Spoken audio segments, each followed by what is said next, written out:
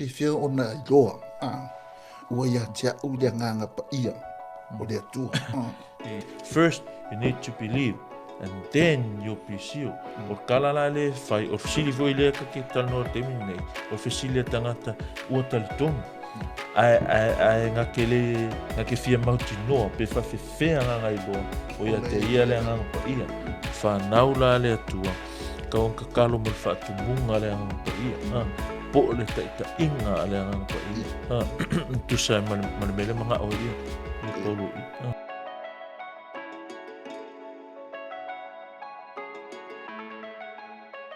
Ia fa malor sai fo manuia le nei fiafi malangi ma na tu de tino Keriso. Ia o le vi inga vai fa fo i le tua fa ta helo na me alo foreola. Mo fa e foi un tato tu felo i le nei vai aso. Tai ta me sto so i fua ia le ngata ile so mato ola. Tato tatala no e foi ma tu vai i le fionga le tua le nei fiafi. Ia fa taro fo i pasta. Alo so fua sunga ile li. Ia o tonu le tate i ervaenga le o le Q&A. Ia mo le fasau inga ia o taimi fo inani e kama ifsi fo ile ko a makaka por kala meni fiafina. Nga le fa pe fe o ngai lo o ia te a u le nganga pa ia o le atua. Pe fe o na lo o ia te a u le nganga pa ia o le atua. Well, that's a good question. But ia wa le pe ono tātou loa ua whaelo i tātou mo Cristiano makala atus pa ia ua ia i tātou le anganga o le atua.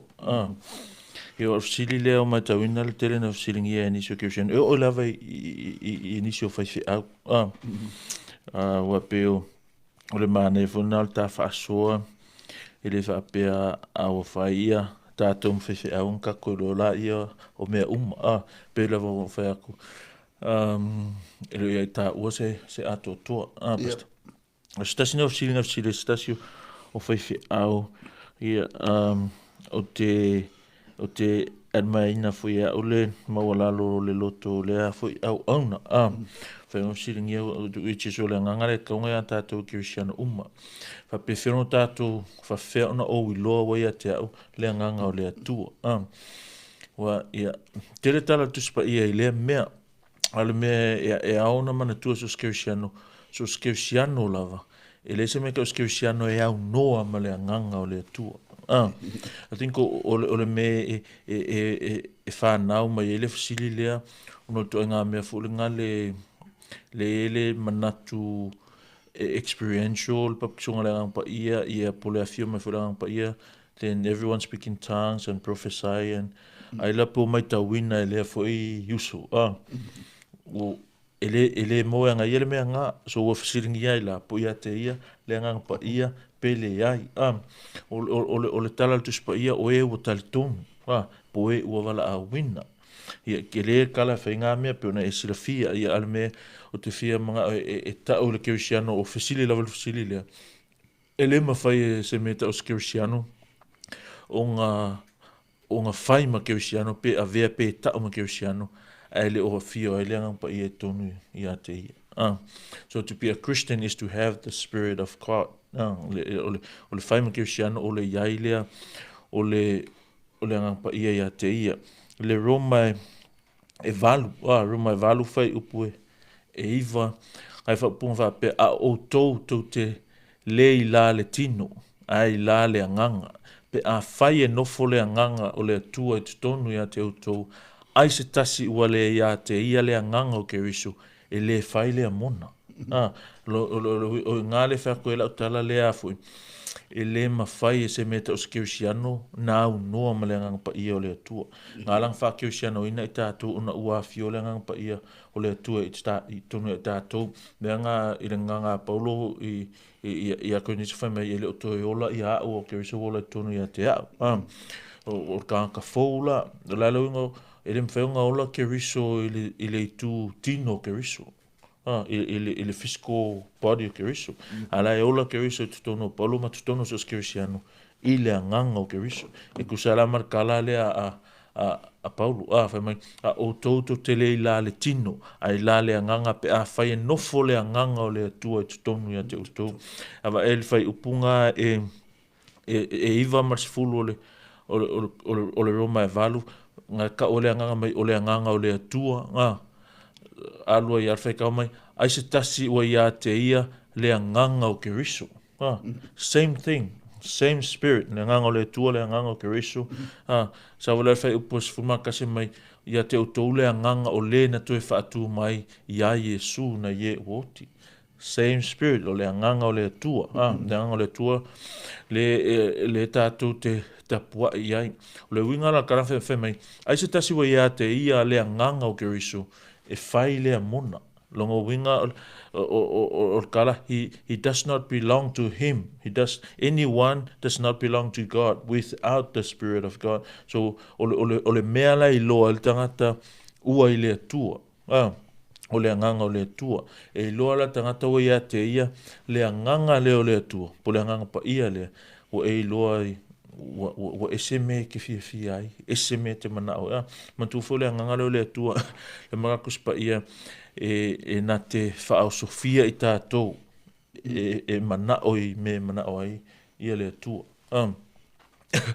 ia e le osa Cristiano la stasi e mai ua ia le nganga pa ia o le tua ai le tal tonu le tua pe la o merakat kon kako theology le afu ile ie na vala wina le predestination ia po le election vala wina I tātou le tua au mai le tua na pa ia tātou tātou te mana na oi me mana oi le tua malama I tātou whanau fo wina I tātou tangata fo tātou whaolaina I tātou e tele lavala ia tu o fuila ia kala Paulo ia Galatia a whaapea lai le maua ia te oi mea na longa winga o le sfai longa nga ele ia te oi le nganga o le tua o le sia mai whaapea fea ona o uloa ia te au le nganga pa ia o le tua ia kei loa nga ua ia te oi fuanga e te loa ia te oi le alofanga e te alofa I le tua Usa lai fo na sikana pe whaapea o le ase whai longa o te loa ai o ia te au le nganga pa ia la se whai longa se mea ngale va aia e loa ai wea ka ikale la se me vai o le vinga se me ngale I think o stasi o mauma ngai I lau singa pastor kaltianga e lima ave mai o fua o le anga pa I sa lo la le lo fo o lima ia o kusala fa pe o mea nai loa I le stangata o le ia te ia ke ia a ule anga pa I o le tu o e a mio mai ia mio a Yesu ia pe o kara polo le to o la ia pe o kara polo me o tangata fo wa pe o kara polo me o fa ola ina I tātou e ala ile loftu no ile loftu no ala il fa tu o le Efeso e mua Ephesians 1 verse 13 nga me kala a polo mai e iai fo I oto ia te ia ina ua oto fa longo ile upu o le mea moni o le tala le leilea o lo outou o le tanga o outou whaatua ia te ia o na wha mau whaelonga ina I lea o outou I lea e lea nganga pa ia so e whaila si pe o fua le nganga pa ia I loa I tātou le nganga pa ia au ia kusa markala Paulo mai o ia mai those who were mai all you were included in Christ. He's talking to Christians la karangoa I Cristiano merola ia mai when you believed mankuala o tafsiri le kali even mai fafenga ulo ia te au le ngapa ia fsili la le ka fsili lo ia ta o il fsili le mai o etalton no inga ele ka kongo le ia te oila le ngapa ia e kusa markala le fa when you believed you were marked with him you were marked in him with a seal the promised Holy Spirit. No inga temi tal tonu ai tato. But wa pe level mea lea pas te faisi se fengu mika I o le mea lea. O nga ile tal tonu nga mala o nga fa pe e karia la o ele nga pa ia pe fiolo la pa ia te oi o nga tutupulo mea nge e pe o fitanga ma tau tala nga na isi. Well, that's peculiar. That's o le mea ngā reaso a Pentekoso ngā kupu ai. Ma le si mea ia i loa Kirisiano, e le ko isi se aso Pentekoso, tasi ale aso Pentekoso. E le whapela o whakoa o le ko isi se Pentekoso whapela i wale inka ka whatumuina pe ia leanga pa ia. Nea le ngora o kala, e le ko isi experience whapena. A fio mai leanga pa, ngā langa mo o mia le speaking tongues le kemi ngā o ngā o le audience langa iai. I la le tutuli mata ngā orka fisili lea, o alangi whailongo ke iloa, iwa ia te au. Le ngang pa i. O fu o le ngang pa i. O ia mio le ngang pa i ka kau kala mai, you sounds i le anga malu, ma le loto maulalo Yesu, o ia mata alofa, o ia anga malu.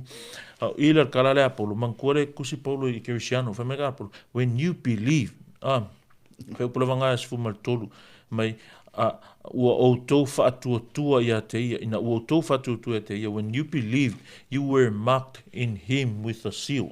Ala ngā siwa mai, the promised Holy Spirit. E leo ka ua i, po inga whaia le marking lea, po inga whaia le sealing lea. Pa mea la e whai mai, you were marked with the promised Holy Spirit. You were sealed with the promised Holy Spirit.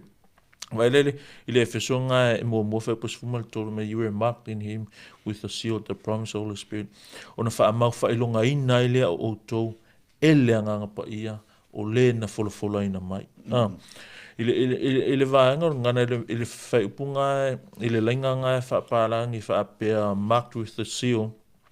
Sau maranganga kusipa ia a whaawinga e au, o lona winga, o le wha amau whailonga ina, o se mea moni ua umona tupu.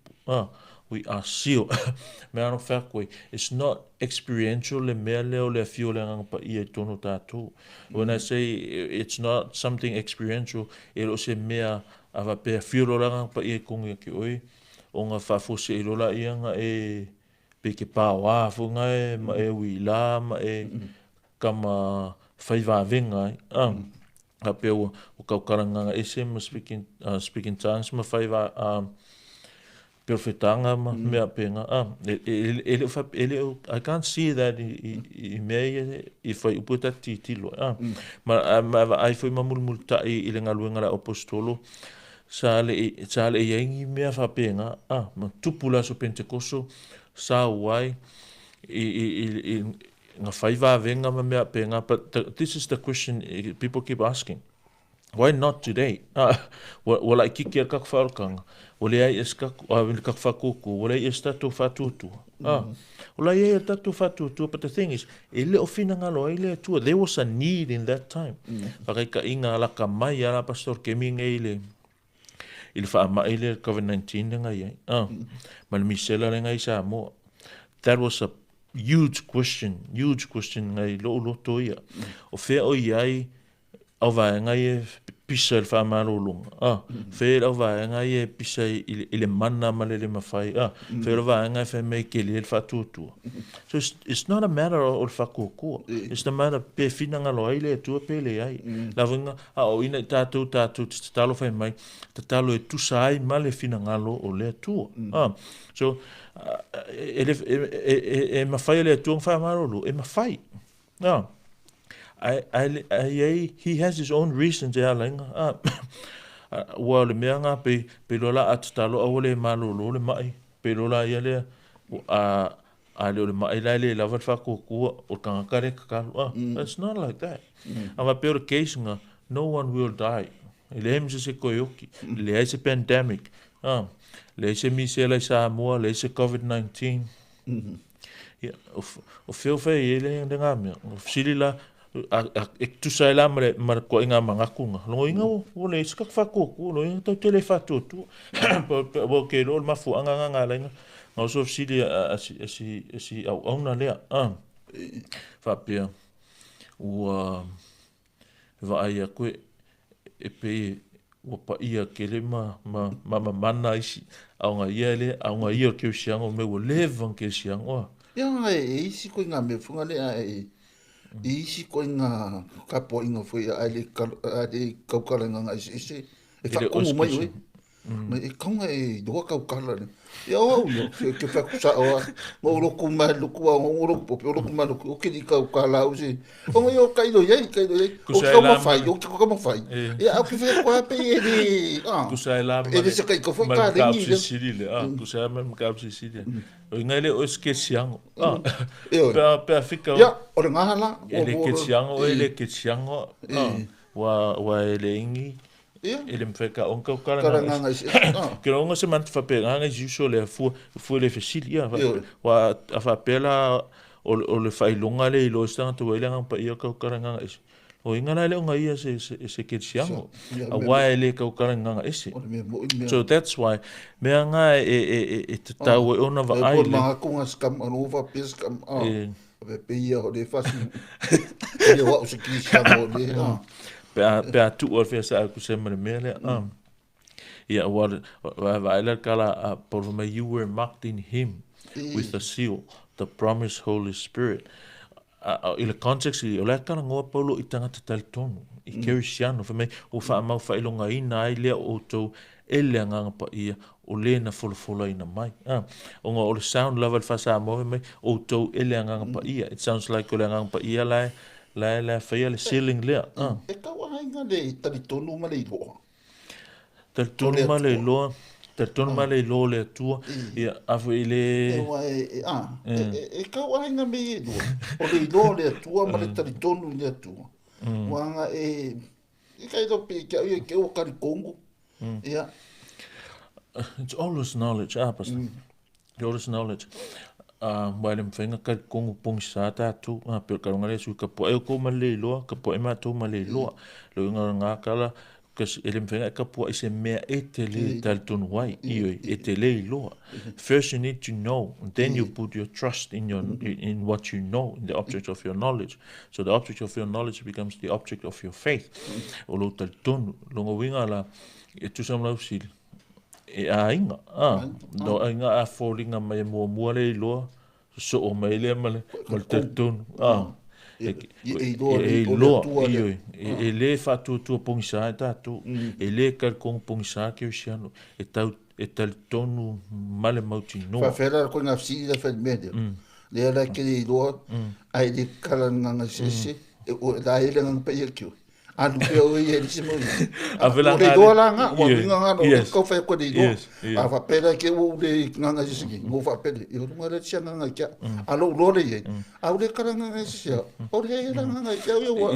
Yes, a fa fenga ilo. Kalanga ku spa ia. A fa me you were marked with the Holy Spirit. Vai vela se senga upunga nga me o fa mau fa ilonga ina o to. Pe va e tu se manga ku se kuspa ia. O se mea o umana tupul tu nai. Ele o se mafo faunga po se moonga o le mea moni na tupu. It's history, it's indicative, it's the truth, but it's already done. O umma. Pe kaukalanga e se la kersiano, pe le kaukalanga e se kersiano. Ele se whaelonga ngai loa I poua iai pele iai. O le mea wa iai tātou. That's why I strongly stress le mea lea, having the Holy Spirit, it's not something experiential. Leonga la okala, it's not something that when we have the Holy Spirit, okala Yesu e whaeloa e ia ia te utou, lo fina ngalo e whamanatu e ranga pa ia te utou mea uma na o whai atu wai. Ie, mele whemele kuspa ia. Mea whako the Holy Spirit cannot contradict the Word of God. Why? Because He is the author of the Word of God.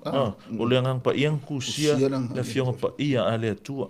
E le whaimela le ngang pa ia ini mea le tusa mga mea nga kusi. Pela o le Roma nga pasang. A kangola o whamatala ia le mea nga ngoinga. O le winga whamawharonga ina o le mea o umana tupu. O se mea na whaia I tātou se tasi ese mai I tātou. O le voice nga ia in the grammar, it's passive voice. So, tu mai la ia le Roma e walu whai upo suluongo. Whai mai o loo mauli mau mai lea lava nganga I o tātou nganga o whanau I tātou e le tua. I used to say, when someone asked that question, ik heb sili lo el fasili nga like we mama mama e lol tu spa ia we talie su fai mo mo faula. When you ask that question po ia te aule anga pa ia le tu pele ai that's an indication, that's a sign you have the Holy Spirit, but you need to fa mo ki ngoa i lo e ma mia o lo o le anga pa ia le tu ia te oi ai se lang fu ngau e kat kung lang meren ka ki i you believe, then you were sealed with the Holy Spirit. Ele fa pe sealed without belief. First you need to believe, and then you'll be sealed. O kala la le fai o fsili foi le ka ki tal no te minei o fsili tangata o tal ton ai nga ke fia mauti no pe fa fe nga ngai loa o ia te ia le nga pa ia o kala nga fsili nga fai mai when you heard and when you believed, you were marked in him with the seal, the promised Holy Spirit. O inga makinga, o inga mawhailonga inga, o lea tua. Mawhailonga i lea nganga pa ia o lea tua. So, pewe o me masanga karangoa o mea ngā wali ali ngā when something is sealed, it speaks of the security of the one being sealed and the ownership of the one being sealed. Kusa lawa seal, lawa ele stampa le tua, ele afia ka kou se mea, mai le koe whaawa i tātou se tasi po se mea. Asea, ranga lau whaama whaelunga ina i tātou i le nganga o le tua. Me whanga ele taltonua i tātou le mea lor keusiano, ke ule keusiano. Ele hape sio ke ia ua le koe sialinga. O sio, o tā mau, o wha mau whaelunga ina i tātou i le nganga pa ia o le tua. So, e ke le lava ia le ngā sae au ona wa ai ia le keusiano na e wha mauti noa ia te ia. Le tūlanga lai ai. Ia i lo langa. Fa fele, o lale si mau nele yoang is fuluong o sfutol. Pasna. Fa me upu whapea.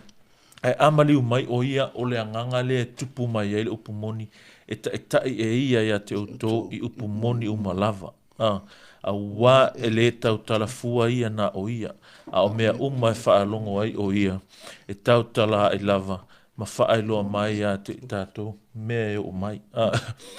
Ia, o le whasa moa la ngā, me whaputania. But when he, the Spirit of truth comes, he will guide you into all truth.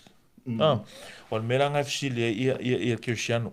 Ai se ame malama ile si ale malama le si. Ai se ame e ava ima mi ngau le si mwhaetete le si ile a o ina malama mai no kuspa ia. Ai whaatala noa ile si. Loinga kara whaatala noa me whungari. Ka whao a sa kara kuspa ia puleanga ia le whakakau man whaaliliu man whauinganga. Ia ungoa man se homoleriko o hermeneutical studies e whai ai. Le winga nga kala afemeka la polu oya ayone mai he will guide you into all the truth. He will not speak of his own, he will speak only what he hears, and he will tell you what is yet to come.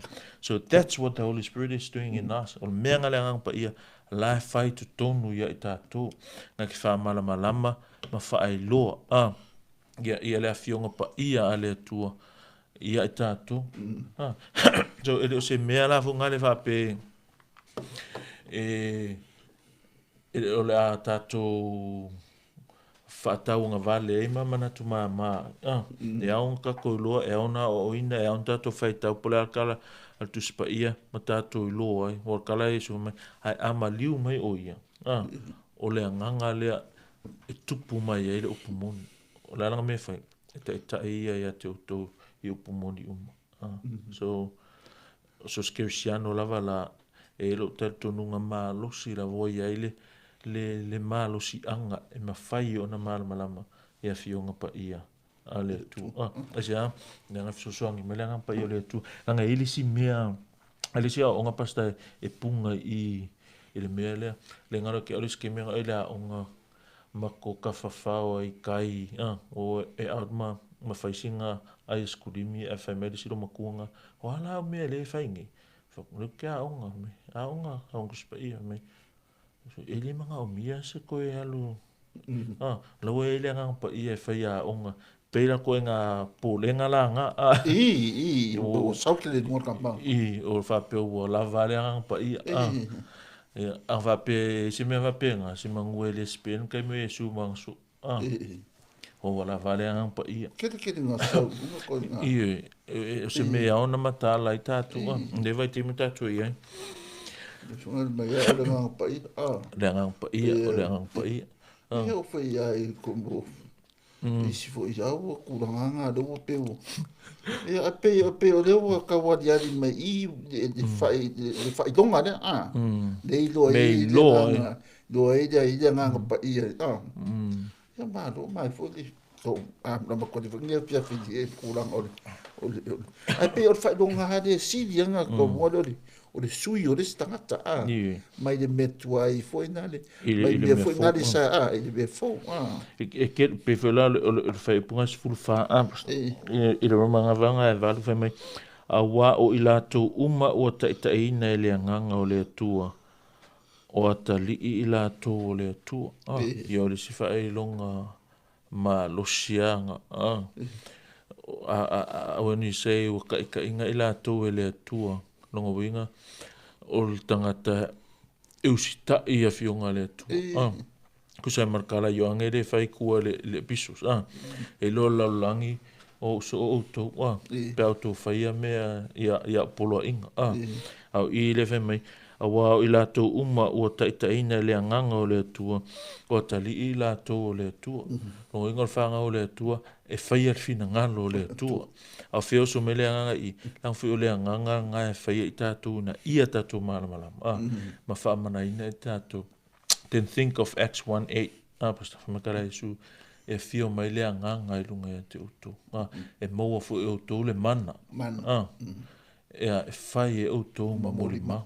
Iyo rongo inga o Kerisiano o iai le anganga o iai le mana e whai ma muli ma e le ngakara mun mavunga e alum kala ia a ole o langa ola o sita ia fionga pa ia le tu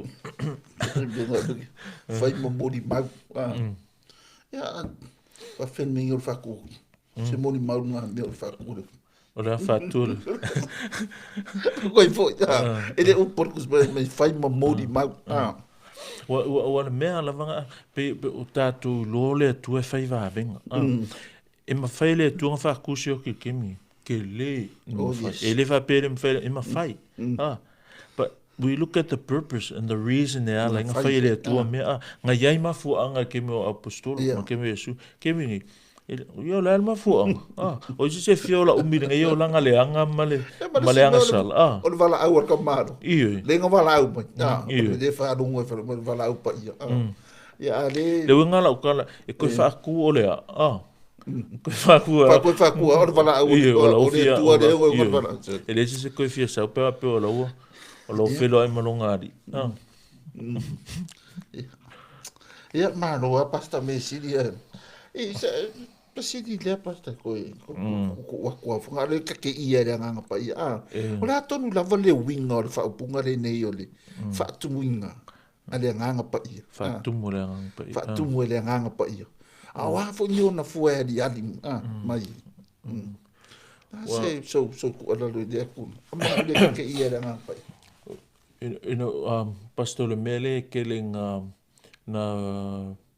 na nini fata se tangata na mix up e kaka o le whakumunga le anga pa ia ma le baptisonga le anga pa ia whapei lava o ngangingi waka se aka mea lofa le anga pa ia ma fuo le anga pa ia i la i tu sa mawhasili i le whatumunga le anga pa ia mea mua o le whatumunga le anga pa ia e ma whai e tātou o na whai mea ngā la ia le whatununga a le baptisonga le anga pa ia po le official indwelling ka ko lang pa in other words ul fanga fo winga o tato ele se me fai tato na fai o le me fai ko ka se wanga e le tua al peta ul fatu munga lang pa ia o le me ma fai ki o na fai fa fenga o longa kala ang lai fa aton o tato ele tua ia la na upu le si me pasta nga mamara ma ki o e ma fai le keusiano e mawhai tangata ona whai ma keusiano ai le se whatumunga le ngang pa ia ai le mawhai tangata ona whai ma keusiano ai le ai se indwelling a le ngang pa ia lo ngala kala o keusiano e te tau na fio le ngang pa ia there's a possibility em whai o ngā fio le ngang pa ia e te tono o keusiano ai lo ia se whatumunga le ngang pa ia il context lava I pela kusinga le Efeso 5 fai po e valu su valu ngai fai ia Paulo ia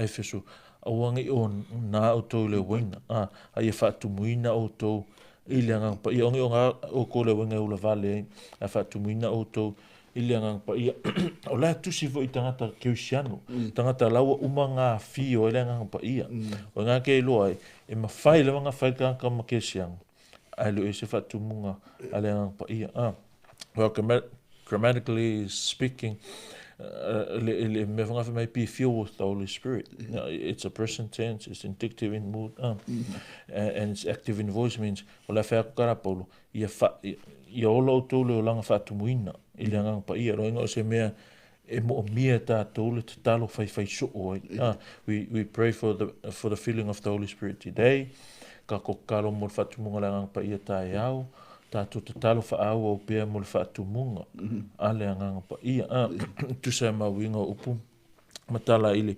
fasinga mai a kuspa ia so o fatumunga la ale anga pa ia o le me iau ona te talo e so skeusian e au ona te talo ai tātou whate ta ingala pe o le roma le o ngosu whanau e ka ua mai o e ta ina le anganga o le atua o whanau I lātou a le atua o whanau la le atua ka on ka kalo mo le whaatumunga le anganga pa ia po le ta inga a le anganga pa ia tu sai ma le mele manga o ia Paulo I peo mea na pe se me ngale o masani tatu o pe se me noa o ka o keusiano o pe me ai ka o ka kier fa unga le pa ia ka kier te inga le fa unga fa so fa unga le pa ia ia wa te fuita la fa nga me wala e kala a yoange I o tu se ane a fa mai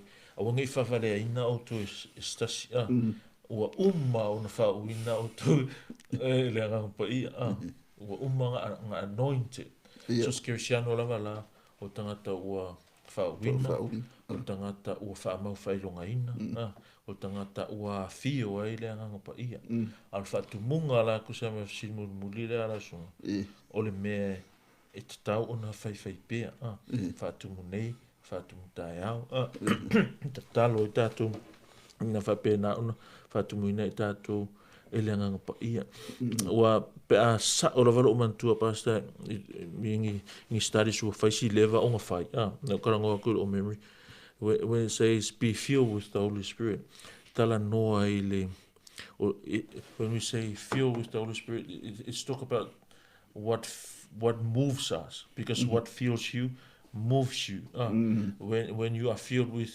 lust of money that's what moves you the lust of money everything you do focus alea or kupi if you are filled with a desire to be fame it's always always o mea umai fai ia ka uai oi if you're famous or mea umai fai because that's what drives you if it's money drives you so when same thing kai pe o le mea funga makuar kalangoa Iesu I le ang pa ia fai mai e angi le matangi ale lo le mea angi ngai it speaks of the Holy Spirit ma tui whanau fōina a kalangoa lo la I fai mai we are filled with the Holy Spirit ma whaamana ina I tātou le ang pa ia you think of a sail o le vaa e saule ngaro va ai kwa le alu la ko le o le vaa le se afi nga o le la a feme sa o savili can you see the savili no alanga e lord savili o le mingoi o le la va ama le alu le vaa the same thing here when we are filled with the Holy Spirit ele o va ia ele ang pa ia ai va ai fu ai o le kako a mio tu sa ma le upole tu ang malu a lofa muti vale ang ale lei mata lofa fa ma ngalu a lofa yo tu au ya lofa yo fili te talo fai ka kuspa ia ko anga I mafutanga al whanau le tua mea umangai loa ka la fa tu muina e le anga pa ia because that what feels you moves you so if we are filled with the Holy Spirit we are moved by the Holy Spirit to do the will of God which is to obey His word fai le finangalo o le tua o mea la ngā fuanga rea riari mai whaturinga rea yes mea fa tu tatala ya foi e se le whaatu munga le pa ia e se le fio le e whai lava o ngā fio le pa ia kong kaka ai lo e se whaatu munga le pa ia whakai ka inga ka mai pa so kaka whonga le lau keu siano ai le anu se lo moe la soako moe le la soako lau avangoa e le o whenga luenga au le lava so what he need is he need the feeling of the Holy Spirit so he can be moved by the Holy Spirit e sa wale lokum whanongo le upole atua I like Kirsiango. So in fight of Alaka Kirsiango, but not filled with the Holy Spirit. But you cannot be a Christian. So first you need to be a Christian, then you'll be filled with the Holy Spirit. I have the possibility in fight of Kirsiango is I les fatumunga la ko Kirsiango ngale. Al kavel vale le se mea wa ele ka kalo le vai ka uspa ia ele ka una la kisiango nga o fai donga wa isi ve me sa nga ka kisiango ang wa di ya se me fai nga de boyan me na fai ile pe o isi me ba ia be nga ba isi nga fai donga de o kisiango a o de nga du ya sa kisiango usa o lai pe ke fo dinga bo se me le o mo me lang fa loi a sa wi de nga du fa loi e se le mea fa mai mau le ke nga be fa penga pa ki ki do ko nga statement e le se fu o dia di mai le se fu o lo ai o se ki siamo fo ia mo ko o pe o me auta tanua ia ile me le a va pe fo la mo se no fa fonga isi ile nei au nanga pasta ile me le o le a va pe nga ke le o kaukalanga isi ia on sa ele se failonga nga fa pe ele o skirsian a fa pe nga e ke fefe ke anga sala ma e alofa u pole tu ma e fia ola fa fia lo tu o la le si failonga ki fa kali lo ai o ele o skirsian mai lo la tali o le tu mai lo nga e le nga pa e kungu me nga la nga e fa pe nga wa le nga pa ia o le tu ele ma fai e se ngangor ki a polong va ko ia ki o e ang sala ele mfai e se ngangor ki a polo na fa mala malama ia ele afiong pa ia le tu ia oi ma fa ki o ia e mata o le tu na le nganga le tu ava kala ai suunga mai a fiu mai fo oi na teta ina o to ile upumon le upuale a le ngang pa ia kusi le ko sa vira pa ia ita ina ita tu ma fa mal mai na ita tu so